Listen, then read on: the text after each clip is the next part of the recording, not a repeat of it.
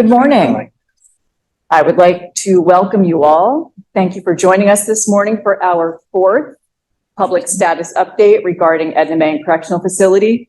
I am Victoria Kuhn, the Commissioner of the New Jersey Department of Corrections. If you are joining us this morning, you are likely aware of the settlement agreement entered into in August of 2021 that appoints a federal monitor and provides specific requirements for compliance in a number of areas that impact the Edna Mahan Correctional Facility and enables this morning's public meeting. We welcome this opportunity to report on the continuing progress at Edna. As I have mentioned before, we continue to place an emphasis on building a solid and sustainable corrections community, both within the facility with our custody and civilian staff, our managers, our leaders, with our board of trustees, and with outside stakeholders, advocates, legislators, and our reentry partners and community organizations, the formerly incarcerated, and the families of the population. And fortunately for us, with a number of you joining us today. And we thank all of you for giving us your time and your talent, your resources, and your support. I want to acknowledge the dedicated team that's joining us this morning. This team truly continues to revolutionize the way that corrections is done in New Jersey, to establish a culture that better supports those in our care and continues to invest in our staff. Joining us this morning in person are Dr. Darcella Sessoms, Chief of the Division of Programs and Reintegration, Erin Nardelli, Assistant Commissioner of the Division of Operations, Kelly Daniels, Assistant Commissioner of the Special Investigations Division, Elena Tomei, Assistant Commissioner of Human Services, Ryan O'Day, the Administrator of Edna Mahan Correctional Facility. Joining us via virtual platform this morning is Bonnie Kerness with the Edna Mahan Correctional Facility Board of Trustees. And Jane, I do this every single time. Last, but certainly not least, we are joined by Jane Parnell, the court-appointed federal monitor, who is both well-respected and well-established, and you will hear from her in just a moment. Before turning the program over to Ms. Parnell, I would like to take just a moment to provide a few status updates. With regard to the Empowering Women Speaker Series, this series was launched in February of 2022 to bring the voices of powerful women throughout the state of New Jersey to the women at Edna, and for the voices of the women at Edna to be heard. 1.5 years later, these powerful sessions continue to be held on a monthly basis. Thus far, the women at Edna have had the opportunity to hear from advocates and activists, entrepreneurs, from those with prior lived experience from Edna, from family members of the formerly incarcerated, and from legislators. And we thank all of those who have participated. The series continues, and we're excited to bring new voices to the women of Edna. And I have an invitation for all of you joining us today. If you have ideas for the Empowering Women speakers, please include it in the chat or reach out to us with your ideas. We are looking for participants. The advisory groups also continue, having consistent presence and continuing to meet with the women and the staff at Edna is essential to having a continuing connection to what is important, how their voices can continue to shape where we are and where we're going.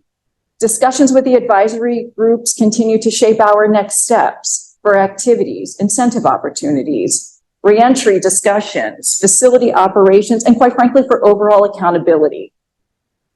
With the women at Edna, we continue to discuss not only corrections reform, but overall criminal justice reform, gender parity in sentencing, and recognizing the trauma experienced by many women prior to their entering the criminal justice system.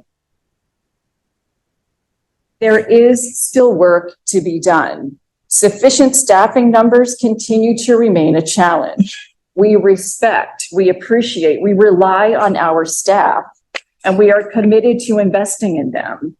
We must continue to diligently work to recruit and retain staff.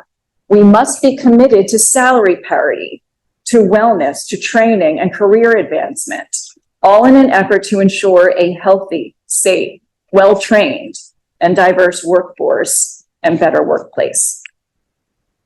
So you're joining us this morning to hear additional updates. I look forward to you hearing from the team. I will return later to provide updates on the progress being made with the Edna Mahan Correctional Facility closure, with the temporary satellite, with the new female facility. And we look forward to hearing from all of you in the form of questions and comments. So I thank you for joining us this morning. At this time, I'm happy to introduce Jane Parnell.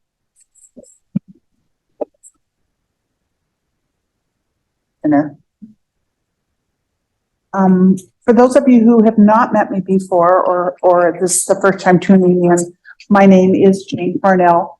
I live in the state of Washington. My background, there is my resume on, I think, the website of the Department of Corrections, New Jersey Department of Corrections. So I'm not going to go into a whole lot. I'll give you generally.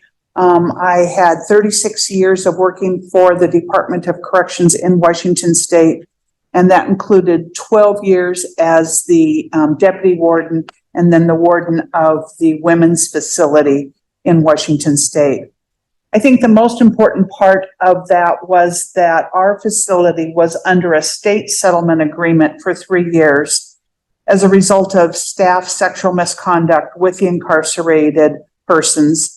So I've lived the experience through the administrator's position. I will tell and continue to tell everybody that I can that as horrible as that experience was for the incarcerated persons, it ended up to be the best thing that ever happened to that facility.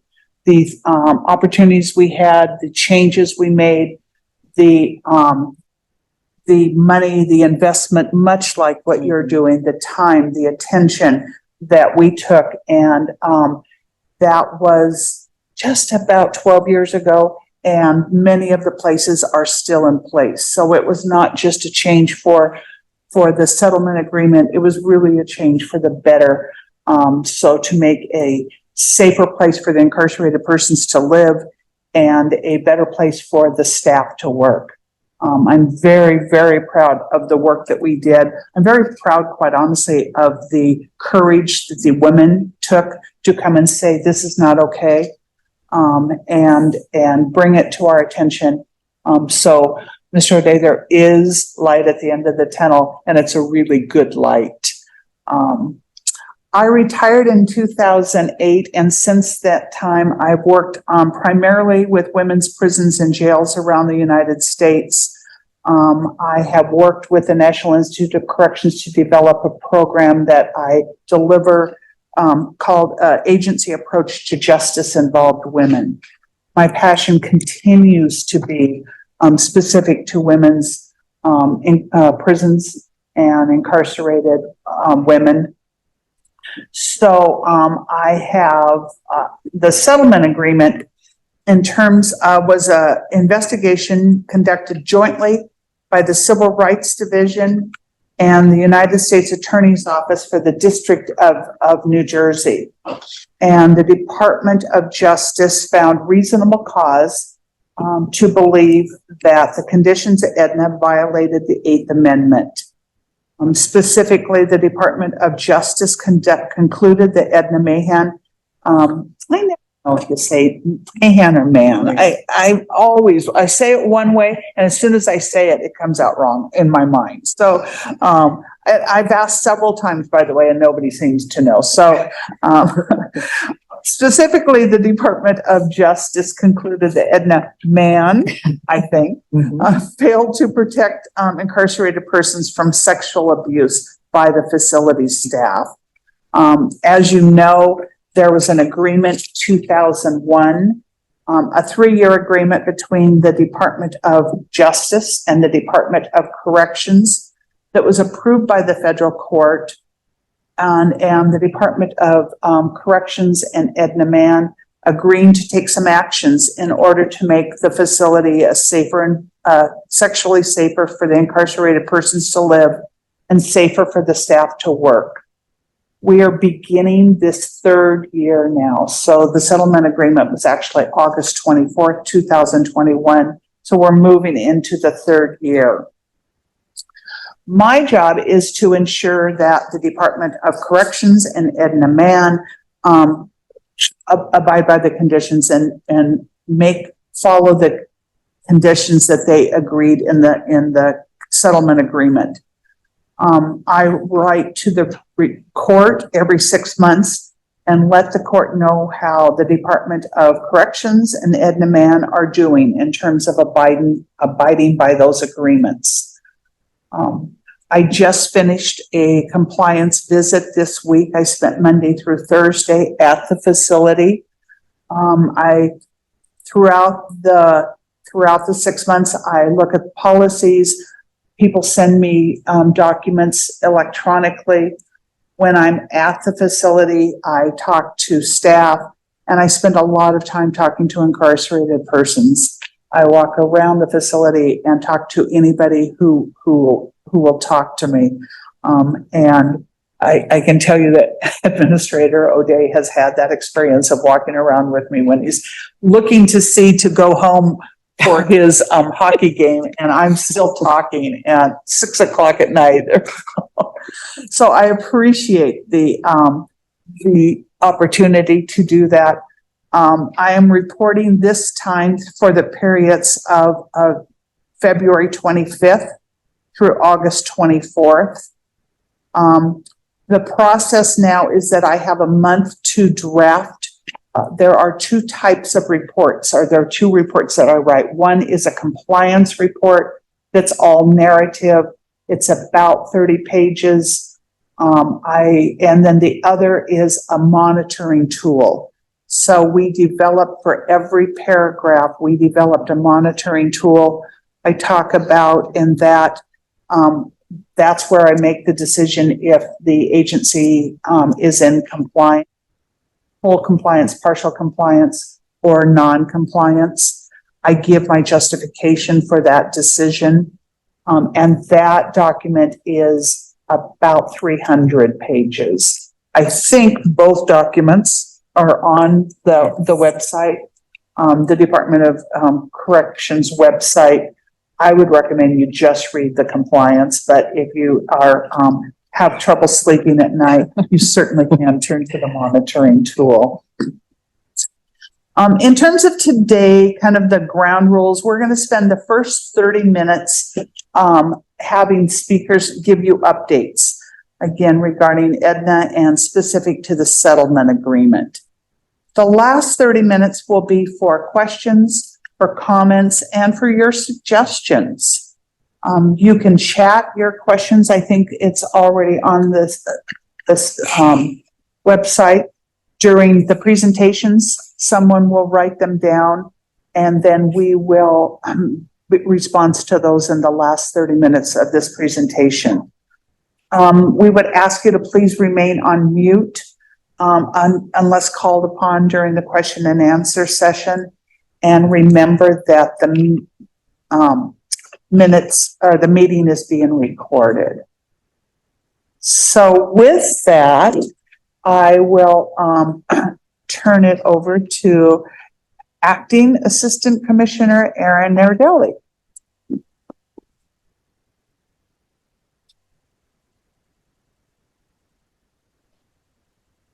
Good morning. My name is Erin Nardelli, and I am the Acting Assistant Commissioner for the New Jersey Department of Corrections Division of Operations. This year marks my 22nd year with the New Jersey Department of Corrections, having begun my career as a social work supervisor at Southwood State Prison, later named Assistant Superintendent at Bayside State Prison, followed by Associate Administrator and Administrator at Southern State Correctional Facility, and most recently as a Director for the Division of Operations. My professional background outside of corrections includes working with at-risk and justice-involved clients in the community and in healthcare settings. My experience serving in the administration of a law enforcement agency, as well as being a licensed clinician specializing in the provision of services, provides an in-depth understanding of the needs of the incarcerated population and the important role of the sworn law enforcement officers providing care in our state. It is my honor and privilege to be here today, representing the committed, professional, hardworking men and women of the Department of Corrections. I am also honored to be part of this group of women and men in our leadership that continues to work so hard to change the trajectory of correctional care for incarcerated women in New Jersey. In the last 2 years, under the leadership of Commissioner Victoria Kuhn, who I can attest is one of the most hardworking public servants that I have met, the department has carried forward the important missions of corrections in New Jersey. In a short amount of time, she and her team have been able to begin to right the ship, to change the culture, to better meet our many responsibilities, and mitigate the structural failures that have led many of the population to become justice involved. We have worked hard to ensure sexual violence does not occur, that allegations are responded to expeditiously and independently investigated, and that there is zero tolerance for sexual abuse within the New Jersey Department of Corrections. To that end, body-worn cameras remain in full operation at Edna Mahan Correctional Facility, and they are deployed on all 3 shifts. As of September 6th of 2023, nearly 250,000 videos have been created, accounting for approximately 21,000 hours of body-worn camera video recordings, and that is in 2023 alone. Edna Mahan Correctional Facility body-worn cameras currently average approximately 975 videos and 84 hours of video per day. In addition to the body-worn cameras, Edna maintains 373 total stationary cameras. The New Jersey Department of Corrections continues to be a leader in adopting body-worn cameras in prisons and remains one of the only states anticipating to have full deployment in every prison by year's end. To encourage continued family reunification and maintain strong relationships between the incarcerated women and their families, in addition to our in-person visit program, Edna Mahan Correctional Facility supports a video visitation program. They're available 5 days a week for 30 minutes. All incarcerated persons are permitted 1 per week at this time to ensure everyone can access the kiosk. This administration continues to work diligently to ensure that no individual is retaliated against for reporting any misconduct allegation. In addition, the department continues to provide staff training and education for the incarcerated women and to reduce the weaponization of false allegations of PREA that hurt the population as a whole and undermine the purpose of PREA. We've increased the ability to report privately, and we are steadfast in our commitment to transparency. The men and women who work at Edna are also committed to this. Our custody and civilian staff are professionals. They're deeply committed to filling the mission of the department. New Jersey is blessed to have the most professionally trained, dedicated, and purpose-driven corrections workforce that can be found. These men and women step forward every day when others step back. They are what public servants are supposed to be. It is through their hard work and their dedication that we have been able to make the significant progress seen so far. I want to thank you for the opportunity to provide an update on our collective success as we continue to implement lasting change for the incarcerated women at Edna. And now I'd like to introduce our Division of Programming and Reintegration Services Chief, Dr. Darcella Sessom.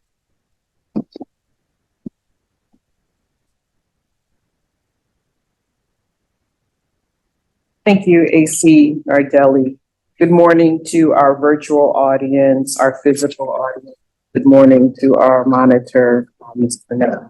I am Dr. Sessoms, and I am the Chief of the Division of Programming and Reintegration Services. I'd like to provide you with some highlights of some of the accomplishments we've had in the 6-month reporting period for this process. I'm going to start with NJ Lead. And because we know the economic challenges faced by women and marginalized women upon returning to community, we wanted to move them from economically surviving to thriving by creating a learning opportunity on economic security through self-employment. So in March, our reentry vendors partner, we had a graduation with 8 women completing an entrepreneurship program, and they are now certified entrepreneurs with a business plan that they can use upon returning to community. In May, our NJ Lead partners hosted an NJ Lead reintegration fair at Edna Mahan with 50 women being eligible to attend. Of most important, 17 of our partners were in attendance and 4 of them are gender responsive service providers that we have contracted with to provide services to the women post-release. In June, we had our very first time an NJ Lead funded partner provided 3 scholarships to women in Millicent Fenwick House, which is a DOC contracted RCRP. That scholarship allowed them to enroll in the Branford Institute to study phlebotomy and become phlebotomy technicians. They all completed the course and have all graduated and are extremely happy about this accomplishment, as this was a pilot, first time done in NJDOC, and we're looking forward to that continuing in the future. In our chaplaincy division, our chaplains held its first ever Mother's Day brunch, jazz brunch festival at Edna Mahan on all 3 compounds, Max Brown and Satellite, with a huge participation from the population. In June, our Title 20 Mother-Child Special Visitation Program resumed, and this is a visitation program above and beyond the 2 other visitation programs that they already receive through the Edna Mahan Correctional Facility. But this particular program allows for the children to actually be transported by a vendor to the correctional facility, so the mother doesn't have to worry about how they will get to the facility. So that has continued. In June, we also hosted our annual well-attended Soul Sisters Conference with 100 women in attendance, and that was a huge success. And moving to victim services, the Office of Victim and Trauma Services recently developed and submitted an RFP to expand our trauma services to include post-release follow-up and services, not only for the women, but also now expanding to the men. Interesting bidders should go to our website, and the submission deadline for a proposal is October 9th. Our trauma groups continue under the leadership of Dr. Dawn McCrae. We just finished our 3rd cohort and now have started our 4th cohort with 12 women enrolled. As Ms. Purnell mentioned earlier, there is opportunity for post-traumatic growth, and we see that happening with the women each and every day at Edna. I would now like to turn this over to Assistant Commissioner of SID, Assistant Commissioner Kelly Daniels.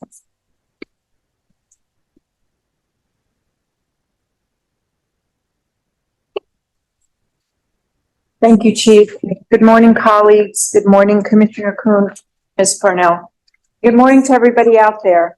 My name is Kelly Daniels. I'm the Assistant Commissioner of the Special Investigations Division. During this reporting period, there were 16 allegations of sexual abuse that were reported to the monitor and the Department of Justice per our consent decree. For comparison, during the same period, the same months last year, there were 28 such allegations. Considering this reporting period, 16 cases, 2 were investigated by SID as administrative matters and are now closed. Both were unfounded. Unfounded means that they were investigated and it was determined that the allegations did not occur. The remaining 14 cases are being jointly investigated by the Special Investigations Division and the Hunterdon County Prosecutor's Office. Also, during this reporting period, a corrections officer pled guilty to 3rd-degree witness tampering and 4th-degree criminal sexual contact for acts involving an Edna Mahan incarcerated person. This is a case that SID independently developed and referred to the prosecutor's office in 2021. Thereafter, the case was jointly investigated by SID and the Hunterdon County Prosecutor's Office. On September 8th of this year, Assistant Prosecutor Jessica Cardone from the Hunterdon County Prosecutor's Office represented the state at the defendant's sentencing hearing. The Honorable Judge Angela F. Borkowski, sitting in Hunterdon, sentenced the defendant to 5 years in prison with a 2-year period of parole and eligibility. He also was ordered to forfeit his employment and pension with the state of New Jersey and to have no contact with the victim. Lastly, throughout this reporting period, SID investigators who are assigned to the Edna Mahan facility and to our Special Victims Unit, they continue to seek out specialized training to hone in their skills. We've had several investigators this last reporting period attend at least one training course on investigating sexual assaults. We've had at least 5 who attended an additional training course on investigating sexual assaults. We've had 1 investigator attend and complete the New Jersey State Police Crime Scene Investigators course and became certified in processing crime scenes. We've had some investigators attend the Moss Group's specialized training that focuses on sexual assault investigations, and that was separate from the ones that I already mentioned.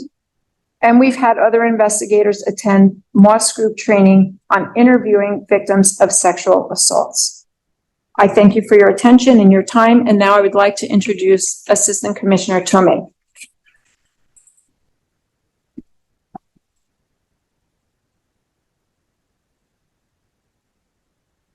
Good morning. I would like to start by saying thank you for joining us today. Your commitment to the well-being of everyone at Edna Mahan Correctional Facility is both seen and appreciated. Since our last meeting in March, we've continued to make progress towards full compliance with the settlement agreement. And as you have heard, our primary objectives remain clear and unaltered. We're committed to cultivating positive professional relationships, creating an emotionally and physically secure environment for staff and incarcerated persons, and implementing best practices aimed specifically at the unique rehabilitative needs of incarcerated women. In my role as the Settlement Agreement Coordinator, we continue to focus on being accountable for the ongoing progress made in line with the agreement. This is done through collaborations with other divisions, departments, stakeholders, and strategically planning for the future. We maintain routine dialogue and monthly meetings with Ms. Parnell and representatives from the Department of Justice, and provided required semi-annual status reports, as well as monthly and quarterly verification information.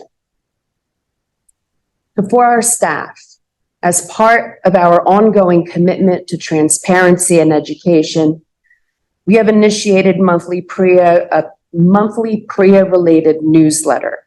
This publication serves as an additional platform for disseminating essential information, resources, and updates. But staff development goes beyond compliance with the settlement agreement. It's an investment in our people and, by extension, in the people they support and supervise. Effective training transforms the workplace culture, fosters positive relationships, and sets the stage for both professional and personal growth. Training is not a one-time checkbox, but a continual process of educating and re-educating. Between February 25 and August 24 alone, we provided 24 different training courses designed for custody staff. For our civilian staff, volunteers, and contractors, 6 courses were provided.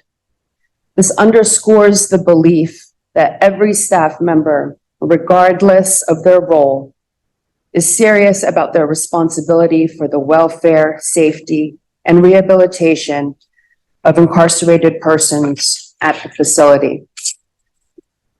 In our ongoing commitment to foster a culture of respect and safety, we acknowledge that the voices of the incarcerated persons are invaluable.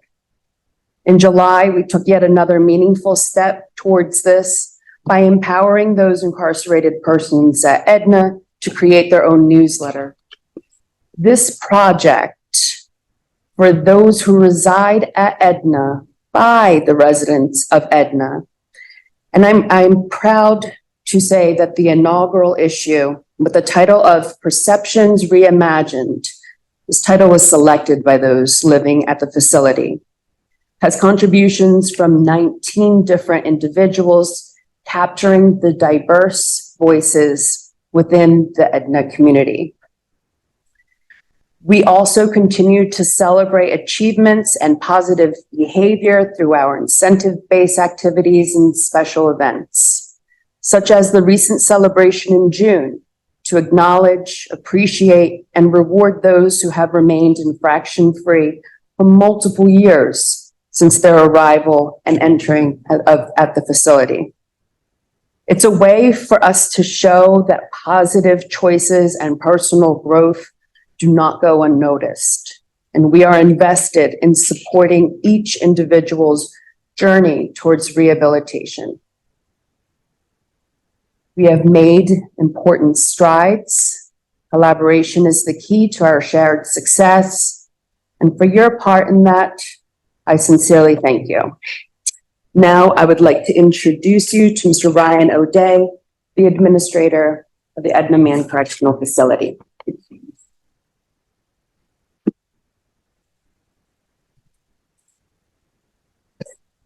Good morning. My name is Ryan O'Day, and I am the administrator of Edna Mahan Correctional Facility. I was appointed as acting administrator of Edna Mahan in November of 2022 and confirmed as administrator in January of 2023. Under my leadership, Edna has completed 2 federal monitor review periods under this consent decree. During the last review period, we've made great strides to ensure that all of our staff have been trained in the departmental policy on limited English proficiency and the use of interpretation services.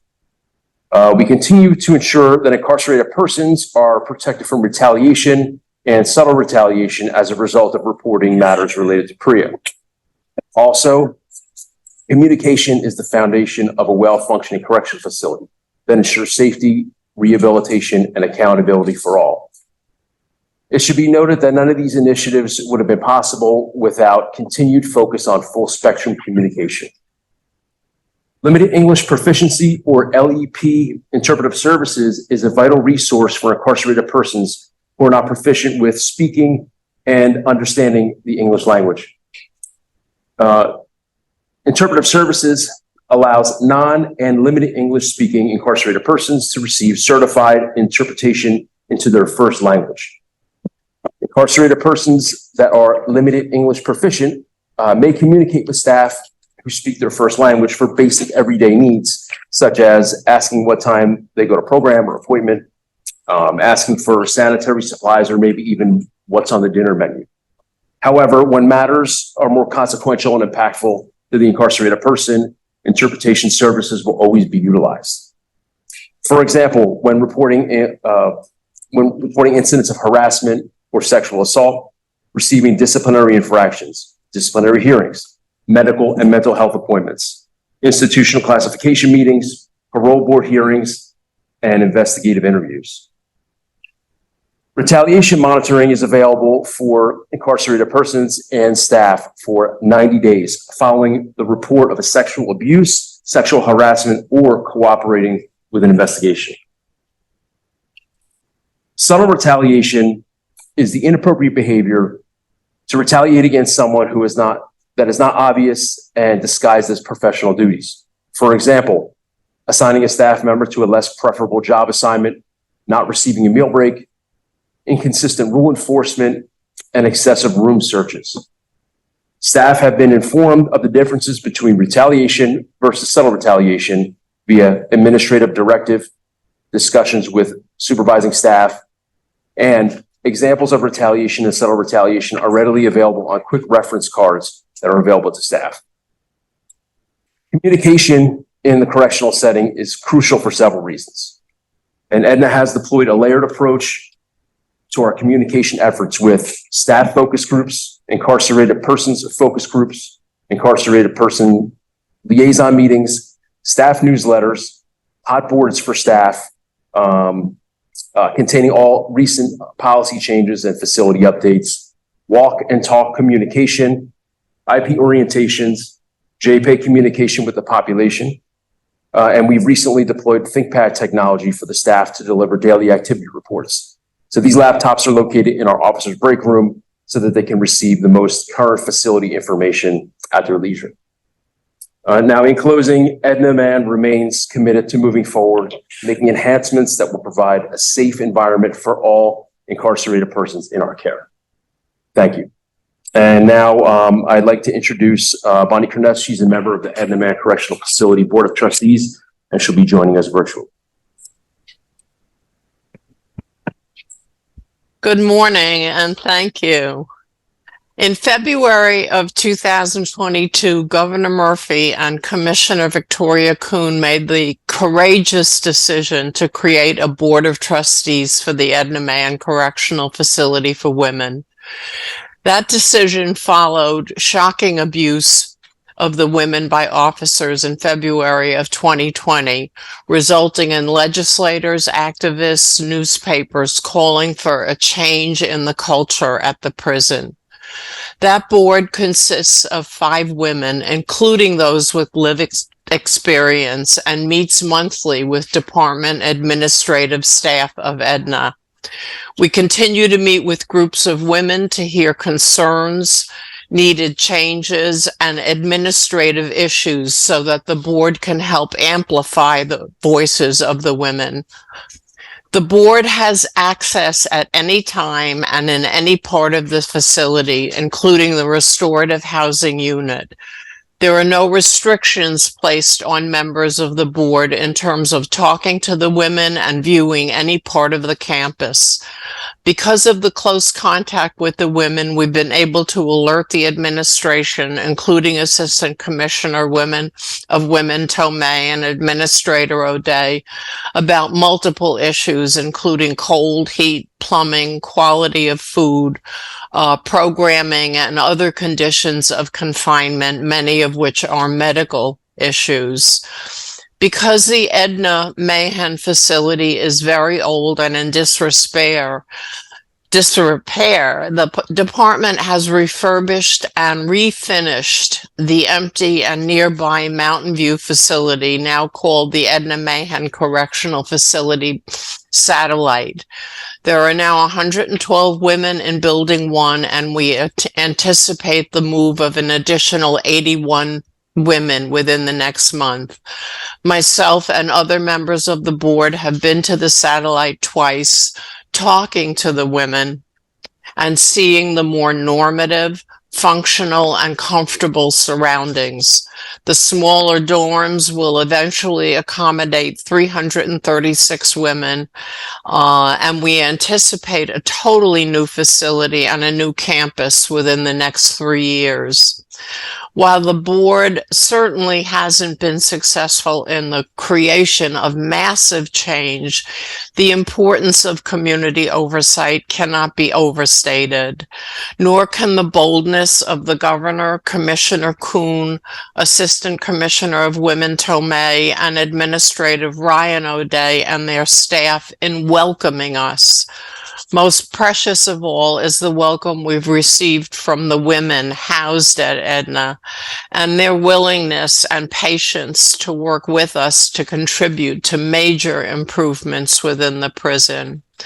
I want to take a moment to acknowledge the commitment of my sisters on the board, Johanna Foster, Lene Grant, President of the board, Tia Ryans, and Kathleen Witcher, an incredible group of women who are committed to the betterment of the quality of life for the women at Edna. Thank you so much.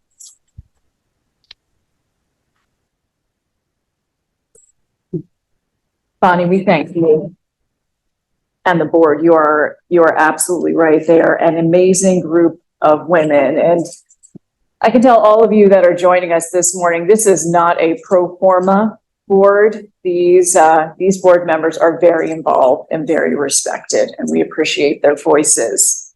So I'd like to take just a couple of minutes to report on our progress with regard to the Edna Mahan Correctional Facility closure and where we are going. With regard to the new female facility, we are certainly happy to report that Governor Murphy signed the new budget effective July 1st, 2023. And with the support of the Senate and the Assembly, we have been awarded $90 million for phase 1 of the next new female facility.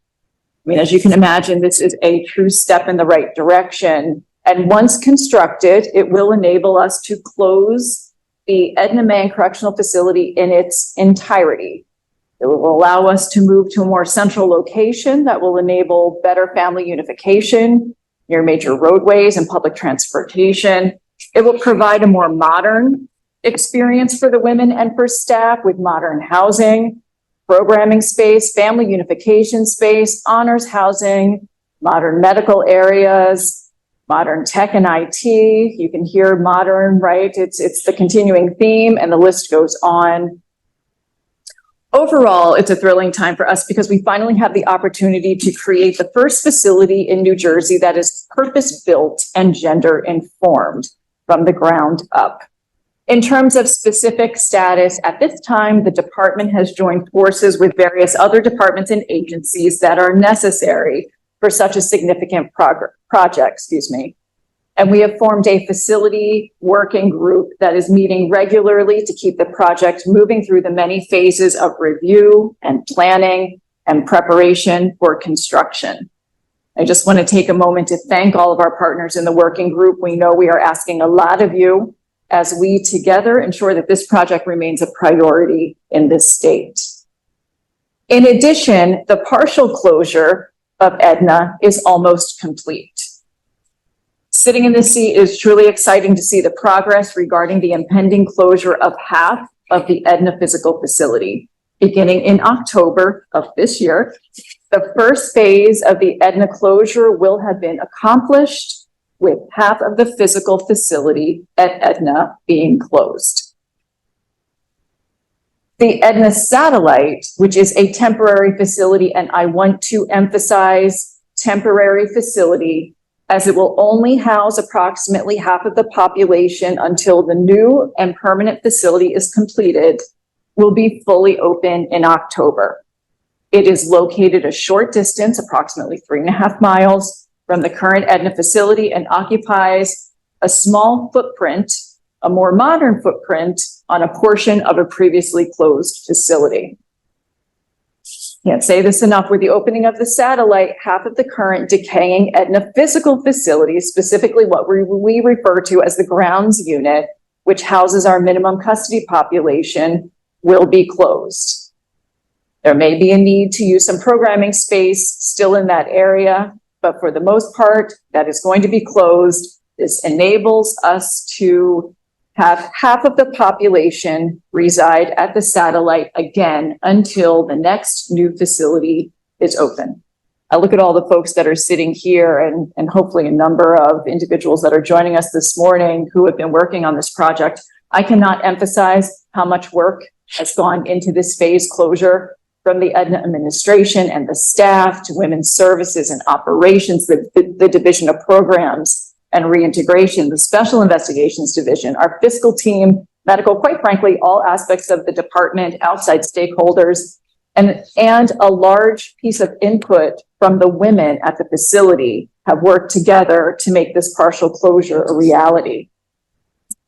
In an effort to make the transition as smooth as possible, there has been much communication with the women on the grounds minimum unit in preparation for the move.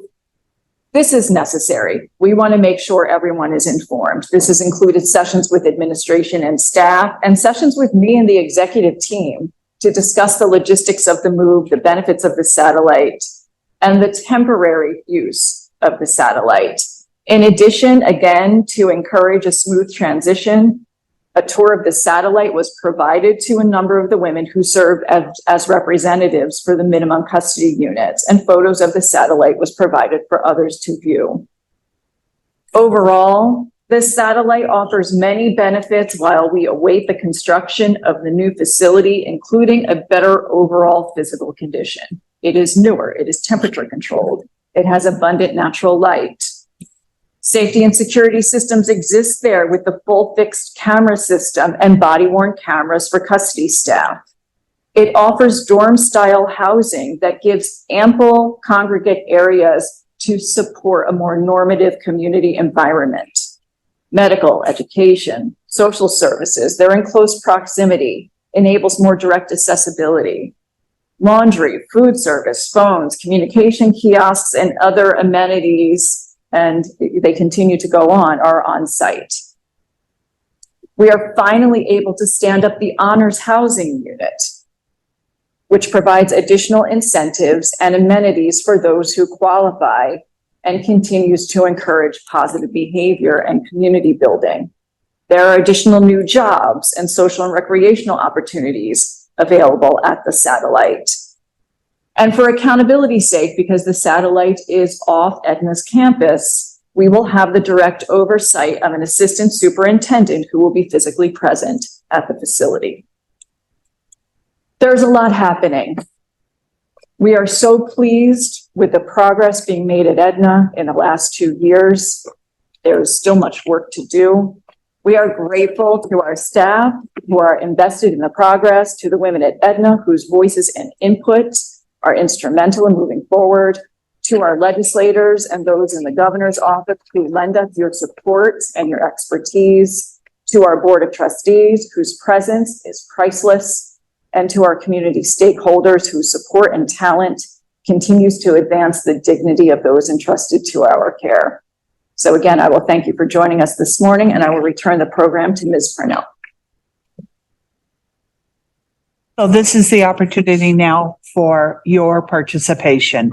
Again, if you have questions, if you have suggestions, if you have ideas, this is the opportunity now to chat those.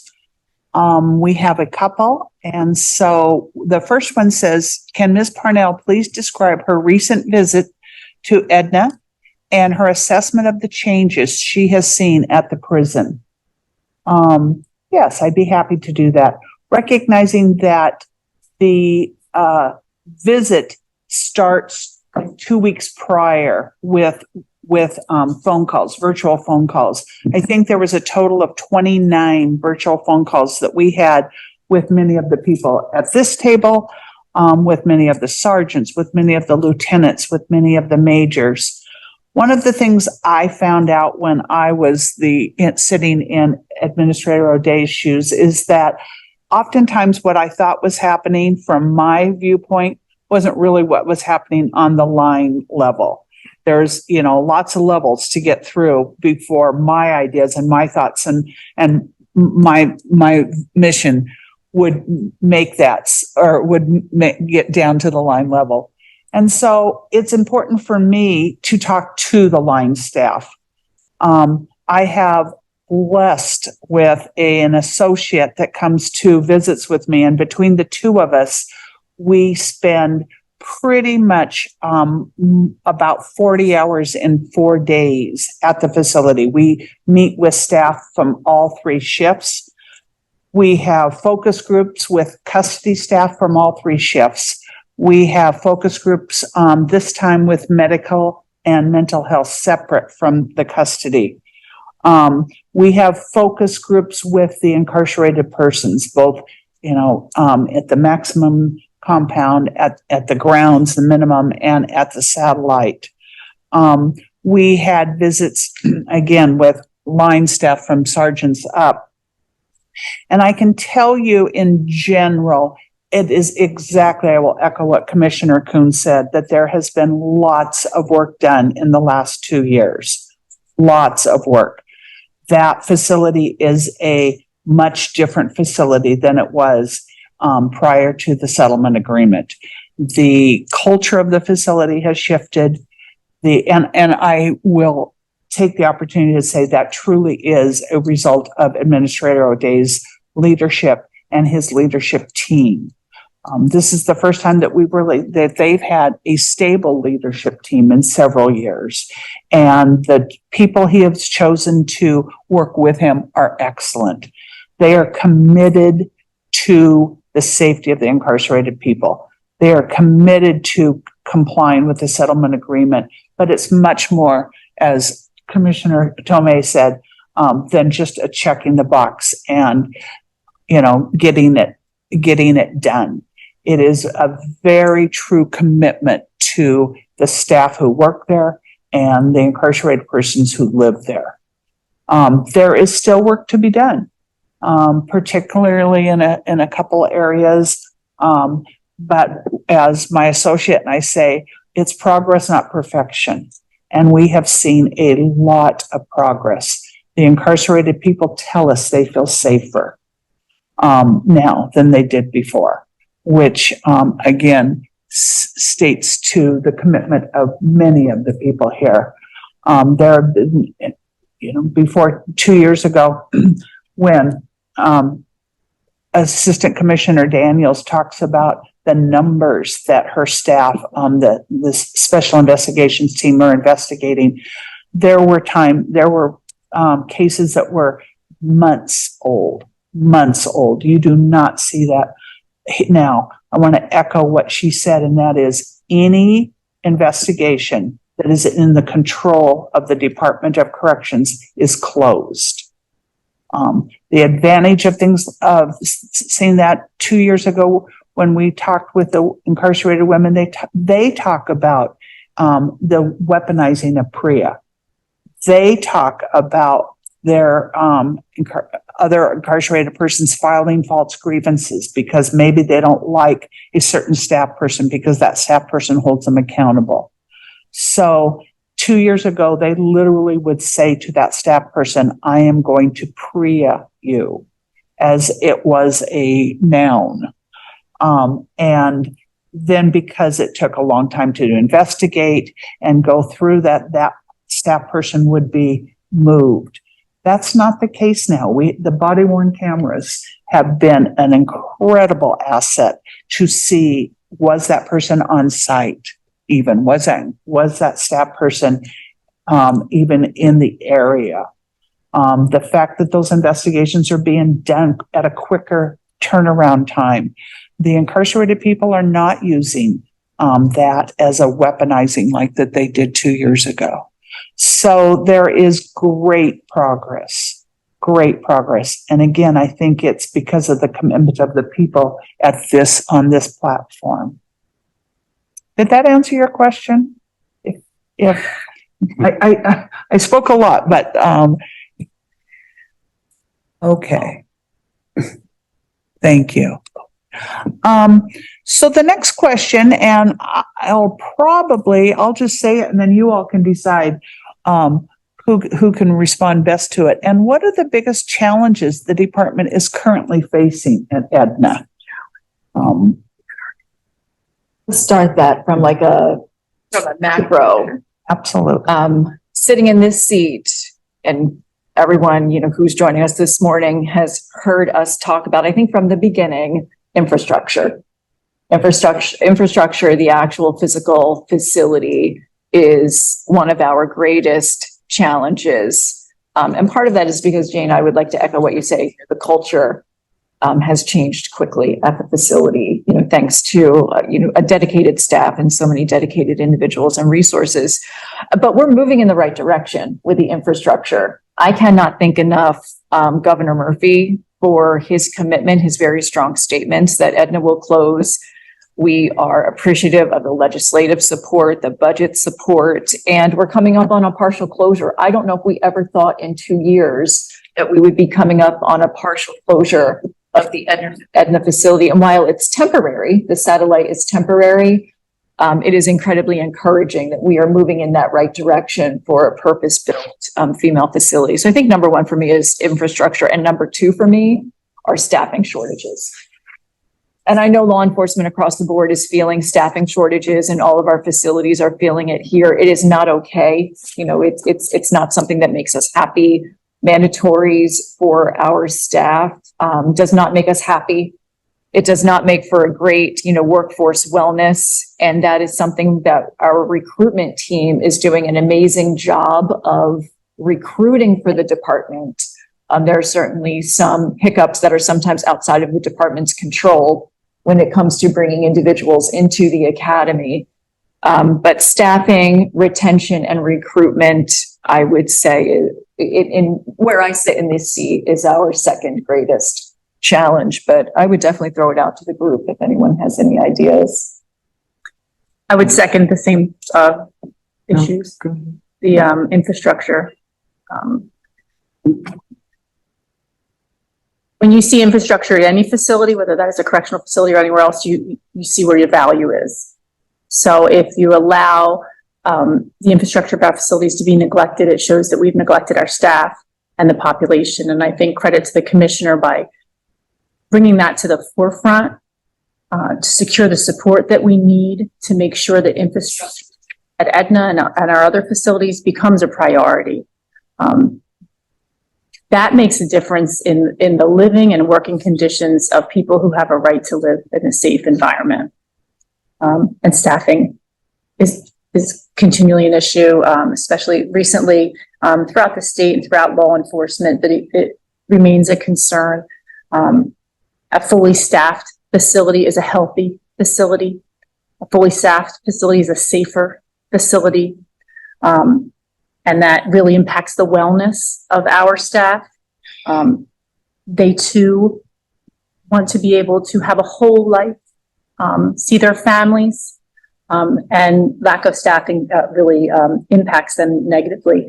And lastly, I would just say that, with such significant changes, a facility in flux where we're closing and moving, that creates a lot of anxiety for both the incarcerated population and the staff. So providing as much transparency as we are able to is beneficial in that process. Administrator O'Day, can you talk more specifically about the staffing? Sure. And what that's like? Absolutely.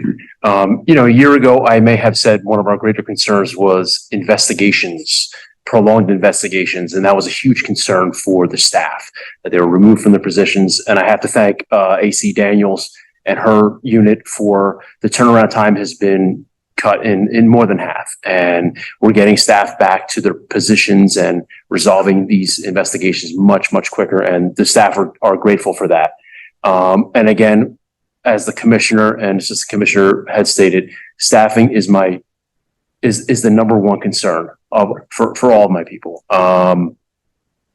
Double shifts, quality of life, the uncertainty of, being able to go home when you come in any day of the week. That is what my staff brings to me all the time. And I know this is not just a New Jersey problem or a Department of Corrections issue. It's a national issue. Hopefully, that begins to turn and that's where the staff, that's their biggest concern. And it becomes, it overwhelms some of their other issues, but that is the number one. I'd just like to add, if I can drill down on the infrastructure, because oftentimes when we say infrastructure, we truly just think brick and mortar. But I think technology development, secured technology development, because everything in the academic and vocational training world is all technology based. And so having a secured internet system that we can put the IPs on and not worry about them looking up the addresses of judges is crucial for us, because education is no more just paper based. So I would want to drill down on that comment about infrastructure and make sure we, pinpoint that we're also talking about technology. And I'd also just want to drill down a little bit more on staffing. I think it's important for us to make sure that we are able to recruit culturally, ethnic, and linguistically diverse staff. That's important because the staff truly needs to be representative of the population that we serve. So I just wanted to take the opportunity to drill down those 2 points. Thank you. I think it's important to hear the ombudsperson's comments. And so Terry Schuster, the person for the state writes, offering my praise and congratulations to all of you for the investment of effort and resources at Edna. I'm heartened to see such significant cultural change.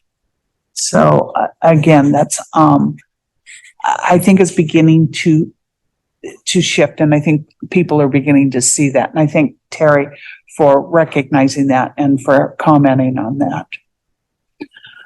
There's a question that says, what will the changes be for those remaining incarcerated persons at Edna, those in the infirmary and in the maximum compound? Will they continue to have classes and other opportunities? So the immediate answer is yes. You know, we're still operating. As the administrator used to say to me, he was holding 3 mortgages. Now he's going to be holding 2 mortgages. But Administrator, why don't I kick it to you or to AC Tomei with the specifics, and also to the chief with regard to, programming. Sure. And again, programming and opportunities at the max and infirmary will not change. They're not going to reduce. It makes it more manageable for us once this satellite move is complete as far as staffing and resources. And again, program staff isn't split between 3 locations. It's going to be helpful on the program side as well. So we'll see that relief there. I think the population is going to feel that as well. Bringing staff back that are split between these different locations will reduce interruptions in programming or visitation that may occur due to staffing shortages. So we're looking forward to that. That'll be helpful. I just want to echo, for those remaining, we do not anticipate there to be any changes, including those in the infirmary and max. So I'm just echoing what Administrator O'Day has just said.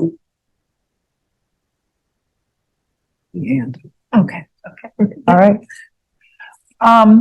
Someone asked Commissioner about a strategic plan or a legacy plan that you have. And it's, the question is, what changes have been made at Edna as a result of the legacy plan? So in some ways, we're working with the Moss Group in terms of strategic planning. And, that has a couple of different purposes. One, it's to really drill down on what we're doing now, what our priorities are now, maybe what our priorities are for the next 6 months and a year, but also in an effort to leave a roadmap for those that come after us, because we are not going to sit in these seats for a lifetime. Our time is short in some of these seats. So I would say in some ways the strategic planning is reflecting a lot of the changes that we have made already in those 2 years, but also, changes of where we're going. So it is a reflection of, it helped us determine opportunities at the satellite. It is helping us be informed with what our next facility will look like. But it's also longevity plans for training and, and programming. Every unit has the opportunity to really sit down and think through, here's where we are now. Do we need additional resources? Where would we like to go with this, and leave a roadmap for those that come after us. The woman sitting next to me is an amazing strategic planner. So I'm looking her way to see if there's anything that she would like to add. No, I think you covered it, Commissioner. I think in any organization, the old saying is true, you will fail if you fail to plan. And so making sure we have that roadmap is essential to getting to where we want to be in this process. Administrator Day, I'm going to do this by memory, and so help me with this. What I think I remember seeing this last week was the intake unit changing location, and that was a result of the legacy plan, or one of the legacy subcommittees, in terms of incarcerated persons. Am I saying that correctly? We repurposed the old intake space for additional housing in our max compound. We found a great location for our new intake unit. We utilize our Hillcrest unit. We have We've utilized several wings for strictly intake purposes. We have groups of IPs there that give peer support while they're there in that unit, and they're receiving the orientation process as well. Yeah, I walked through that new unit, new intake area this last week and talked to several of the women who had just arrived in the last week.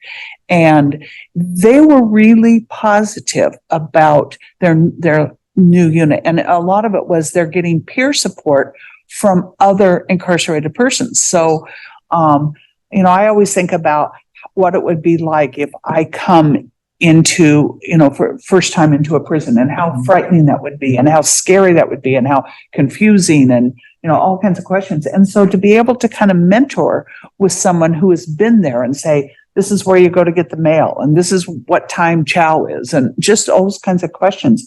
And I remember, I think, your associate administrator, Ms. Rios, saying that was a result of the legacy. Is that, am I remember? Miss Rio, well, yes, she is on the Incarcerated Persons Wellness Committee as part of our part of our legacy planning.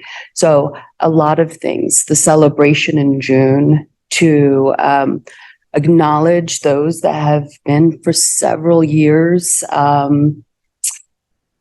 infraction-free, and then taking into account, when you mentioned the intake unit, taking into account that anxiety, that initial introduction into the facility, and what a better location would look like. That did come from one of the many things that have come from our strategic planning. We also have committees for staff wellness, sexual safety, security, programming. And what's nice about this is that each committee has a group of people that are dedicated and come from diverse backgrounds, diverse departments, backgrounds. It's not creating something in a box without having input from other areas. So you talk about staff wellness, and it brings me back to thinking about 2 years ago when my associate, Jack Shireman, and I talked to staff, and the mandatory was, as we've talked about, just horrendous. And the lack of, being able to go home at the end of 8 hours. And 2 years ago, the staff was very angry about that.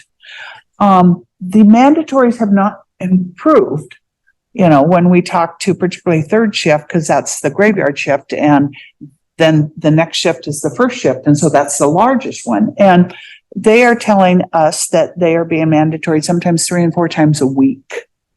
But the difference this time is that they're not angry about that. They kind of accept it. They realize it's out of your hands, Administrator O'Day, that it's a bigger kind of agency problem. And I think it's a lot of result of the wellness that we've seen. There's been a real focus.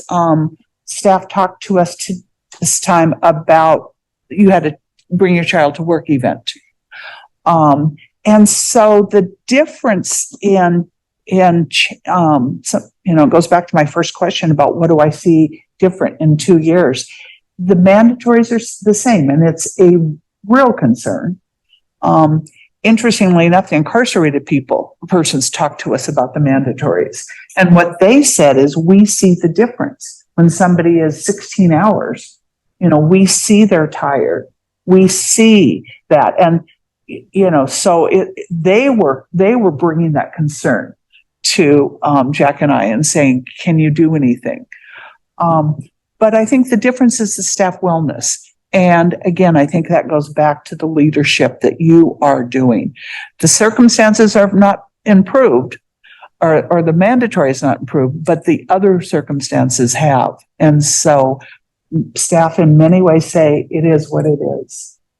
They don't like it, but they recognize it's what it is right now. We don't have any other questions that have been sent in to us. Is there any questions that anybody in the audience has, or any last minute things that we haven't talked about?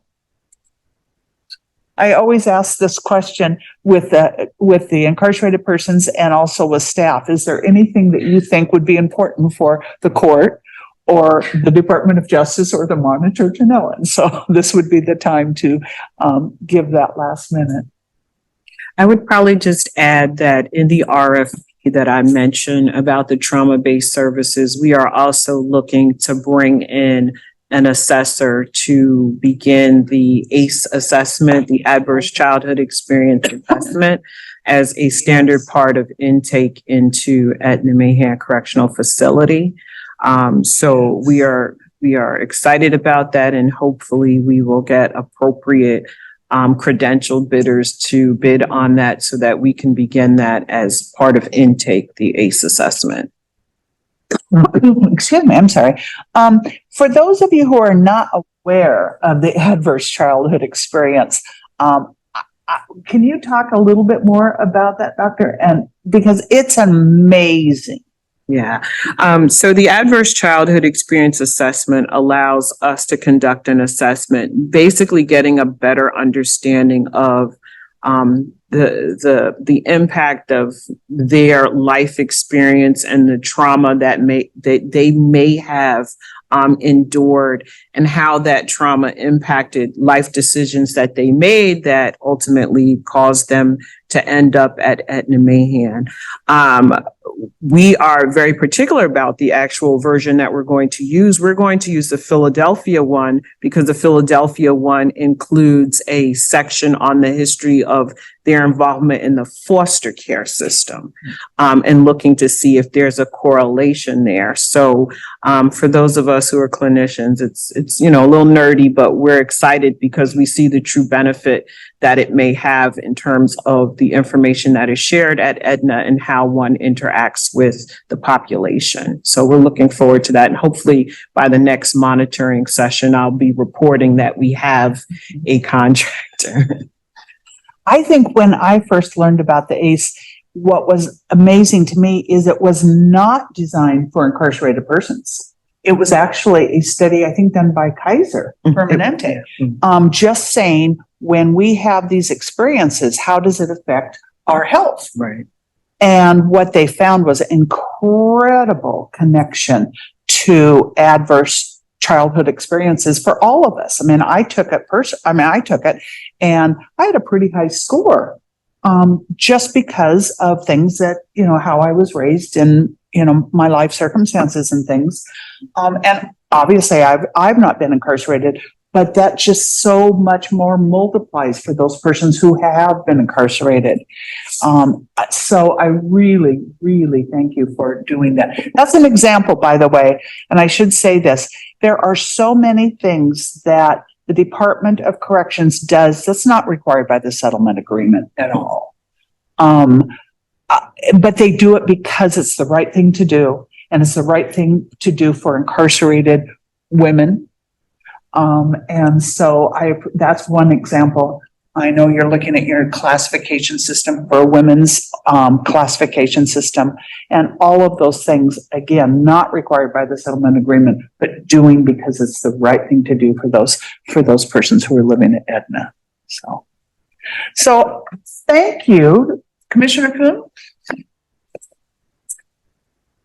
We're like, thank you.